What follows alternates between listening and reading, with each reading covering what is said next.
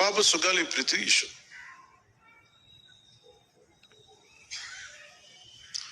పండ్లున్న చెట్టుగా రాళ్ళు పడతాయంటారు.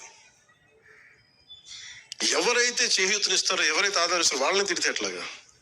అసలు ఈరోజు సుగాలి ప్రీతి అనే కేసు ఇలా ఎక్కడి నుంచి బయటకు వచ్చింది చెప్పండి? ఇలాంటి అన్యాయం జరిగిందని ఎవరికి తెలుసు? ఈ రోజున గత ప్రభుత్వం 2019, 2024లో ఒక ప్రభుత్వం మీద, అప్పుడు ముఖ్యమంత్రి మీద మాట్లాడటానికి అసలు ఎవరికైనా ధైర్యం ఉందా? ఒక ముఖ్యమంత్రిని అరెస్ట్ ఒక మాజీ ముఖ్యమంత్రిని ఆ టైంలో అరెస్ట్ చేస్తే రావడానికి ఎవరు లేరు రోడ్ల మీద. అలాంటి పరిస్థితుల్లో ఓడిపోయి 2 చోట్ల ఓడిపోయి ఉన్న ఒక ఎమ్మెల్యే వాళ్ళ పార్టీకి వెళ్ళిపోతే ఏ మానసిక స్థైర్యం, ఏ ధైర్యం ఏదో చెప్పండి ఎవరికైనా? అలాంటి సమయంలో నేను ఒక తల్లి పడ్డ వేదన తీసుకున్నా.